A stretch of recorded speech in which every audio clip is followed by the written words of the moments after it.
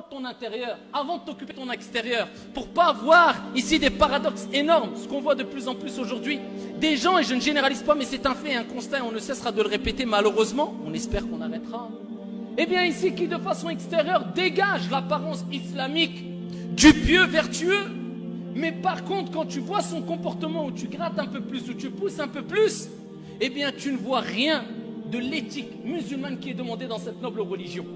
À cause de quoi? Eh bien on a misé sur l'apparence et on a délaissé l'intérieur. Et ça n'a jamais été demandé cela en islam. On commence par l'intérieur avant l'extérieur. La preuve de cela, rapporté par l'imam Muslim. Le prophète alayhi salatu wassalam, il dit Inna Allah la yanzur ila suwarikum wa amwalikum walakin yanzur ila qulubikum wa a'malikum. Allah tabaraka wa ta'ala, comme l'a dit le messager de Dieu, eh bien ne regarde ni vos apparences physiques et ni votre argent, ni vos biens, combien tu as d'argent, mais il regarde vos cœurs et vos œuvres, vos actions. Donc certes, il y a des gens qui vont dire ah ben dans ces cas-là j'abandonne complètement l'apparence qui peut me renvoyer quelque part vers l'apparence qu'avait le prophète alayhi salatu wassalam concernant certains traits de caractère physique, si je veux le... Non, je ne dis pas ça. Mais le fait de penser que le plus important c'est l'apparence, c'est une erreur. Et le fait de mettre en priorité l'apparence extérieure sur l'intérieur, c'est une erreur.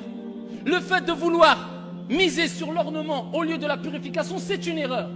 Crois pas que parce qu'une personne a une longue barbe est meilleure et plus aimée auprès d'Allah Azza wa Jal que celui qui n'a pas de barbe. Voilà, il faut recadrer les choses. Crois pas que celle qui a un grand hijab large ou long, eh bien, est meilleure automatiquement auprès de son Seigneur que celle qui n'a pas le même type de hijab ou carrément pas de hijab. Le hijab est demandé en islam, sans contrainte. La barbe, ici celui qui veut la mettre sous la relève de la sunna prophétique, l'incline de mettre la charrue avant les bœufs et de, ici, déboussoler les priorités, ça c'est une erreur. Et c'est ce qui a créé ce chamboulement ici dans les esprits, la spiritualité des jeunes, aujourd'hui particulièrement. Il faut remettre ici les priorités comme il se doit, conformément au Coran et à la sunna prophétique du prophète Mohammed alayhi afdalus salati wa askat taslim. Savez-vous jusqu'où a été le prophète alayhi salatu wassalam? Jusqu'à dire, quand on l'a interrogé, le hadith il est rapporté par Ibn Majah bi sanadin hasan, comme l'a rapporté Abdullah ibn Amr radiyallahu anhuma. Ils ont demandé au messager d'Allah, Ya Rasulallah, quel est le meilleur des hommes? Regardez les interrogations. Quel est le meilleur des hommes? Le messager d'Allah alayhi salatu wassalam, pensez-vous qu'il a dit, eh bien c'est celui qui a la plus belle apparence, c'est celui qui prie le plus, c'est celui qui... Regarde ce qu'a dit le messager d'Allah alayhi salatu wassalam. Il dit alayhi salatu wassalam, c'est kullu makhmoumil qalb wa saduqil lisan. Il dit c'est toute personne qui a ce cœur mahmoum et qui est la langue véridique. Ils ont dit ya Rasulallah, on connaît celui qui a la langue véridique, qui est véridique quand il parle. Regardez, le prophète il rappelle que le meilleur des hommes c'est celui qui parle avec véracité, il ne ment pas. Iyyakum wal kadhib kama qala alayhi salatu wassalam. Innal kadhiba yahdi ila al fujur. Le mensonge mène vers l'immoralité. Il dit c'est celui qui est véridique quand il parle. Et il sait quand parler, comment parler, de quelle manière parler. C'est ce qu'on appelle al-hikmah. Eh bien ici, il ne s'arrête pas là.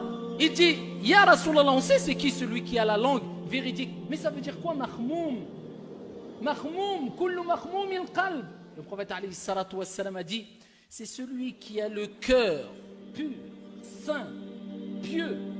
Ici, qui s'est débarrassé, c'est-à-dire un cœur sans péché, sans haine et sans jalousie. Voilà ce qu'a dit le prophète alayhi salatu wassalam. Il rappelle que le meilleur des hommes c'est celui qui a ce cœur saint. C'est quoi le cœur? Il pousse plus.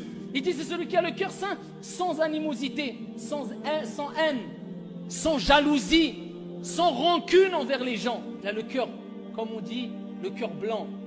Eh bien c'est ça, celui qui fait partie, c'est ça les critères qui feront de toi une personne qui fait partie des meilleurs des hommes. Et pourquoi pas? Dans un hadith, le prophète alayhi afdalus salati wa askat taslim, wa huwa alladhi la yantiqu anil hawa, il ne parle pas poussé par sa passion. Il était dans une assise avec as-sahaba radiyallahu anhum. Et voilà qu'il y a des gens qui rentrent, il y a une personne qui rentre à la mosquée. Et il avait ici, il venait d'accomplir ses ablutions. Il tenait ses claquettes, ses sandales dans ses mains. Rien de particulier chez lui. Il n'était pas connu pour une œuvre ou des œuvres vraiment qui faisaient de lui une personne qui se distinguait des autres compagnons. Il rentre et le prophète a dit, eh bien voilà, une personne va rentrer, il fait partie des habitants du paradis. Huwa min ahli al-jannah. Alors qu'il marchait sur terre, il fait partie des habitants du paradis. Il fait partie des gens du paradis. Il a gagné le paradis, al-jannah. Eh bien ici, quand ils l'ont vu, ils ont été étonnés. Là, s'ils l'ont vu, on ne connaît pas particulièrement pour eux. Une deuxième fois, il revient à la mosquée. La même chose. Le prophète dit, une personne va rentrer, il fait partie des habitants du paradis.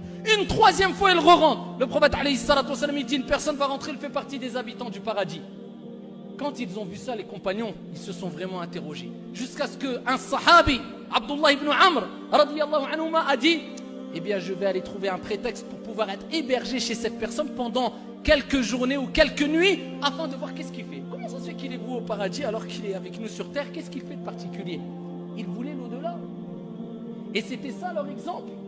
Eh bien, quand il est parti chez lui, première nuit, deuxième nuit, troisième nuit, il ne voit rien de particulier, si ce n'est qu'il faisait du dhikr et qu'il faisait ses actes obligatoires, ses prières, mais rien de vraiment particulier qui pourrait ici attirer l'attention des compagnons à tel point qu'ils se disent, ah, c'est cette action qui a fait de lui une personne parmi les personnes du paradis. Eh bien, ici, il a demandé à la personne au bout de la troisième nuit, il a dit, écoute, le prophète, il a dit, tu fais partie des habitants du paradis. J'ai rien vu de particulier chez toi. C'est quoi? Qu'est-ce que tu fais exactement? Il a dit, la seule chose que je peux te dire, c'est que quand je dors le soir, je dors avec un cœur qui ne ressent aucune haine, aucune rancune, aucune jalousie envers qui que ce soit. Il a dit, Wallah, c'est ça qui a fait que tu nous as devancés. Son cœur, al-qalb. Il dort le soir, il a de la haine envers personne. Il n'envie, al-hasad, il l'a pas. Il se débarrasse de l'hasad avant de dormir. Il n'a pas. La haine, l'animosité, al-baghdha, wa hiya al-haliqa, kama qala alayhi salatu wassalam, il ne l'a pas. Il a un cœur blanc avec tout le monde. Automatiquement, les gens vont les aimer. Les gens vont l'aimer. Et le fait que les gens t'aiment, c'est un des signes parmi les signes qu'Allah t'aime, comme il est relaté dans le long hadith. Et donc ici, ça nous rappelle l'importance de purifier son cœur, de te dire, est-ce que mon cœur est saint? Est-ce que j'aime vraiment Allah? Est-ce que je connais vraiment Allah? Est-ce que j'ai de la haine envers mon frère? Est-ce que je pardonne à mon frère? Je n'arrive pas à pardonner à mon frère. Allez, pardonne pour Allah Azza wa Jal. Celui qui pardonne, Allah lui pardonnera. Celui qui ne pardonne pas, Allah ne lui pardonnera pas. Est-ce que j'ai de la jalousie? Pourquoi je l'envie alors que c'est Allah qui lui a donné ce bienfait? C'est comme si je disais, comme a dit Ibn Qayyim, ya Allah, tu es injuste, tu as donné un tel et pas à moi. Pourquoi je vais gagner quoi? Rien. Ça y est, j'enlève la jalousie. Pourquoi mon frère, je le jalouse? C'est mon frère. La yu'minu ahadukum hatta yuhibba li akhihi ma yuhibbu li nafsi. Aucun d'entre vous ne sera un véritable croyant que lorsqu'il aimera pour son frère ce qu'il aime pour lui-même. On m'a fait du mal. Khlas. Allah Jalla wa Ala dit idfa' billati hiya ahsan. Fa idha alladhi baynaka wa baynahu adawatun ka'annahu waliyyun hamim.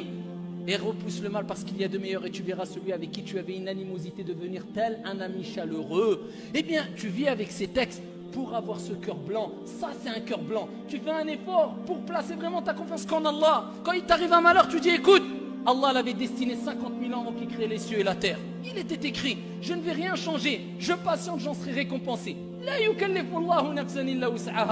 il ne donne pas à une âme une charge au-dessus de sa capacité. Je pourrais l'assumer, Inch'Allah. Tout vient d'Allah. Ça, c'est le cœur saint. Nous, maintenant, toute l'apparence. Quand on veut parler, tout le monde veut parler. Quand on veut montrer qu'on n'est plus, tout le monde veut montrer qu'on n'est plus. Illa man rahim Allah. Et je parle pour moi le premier.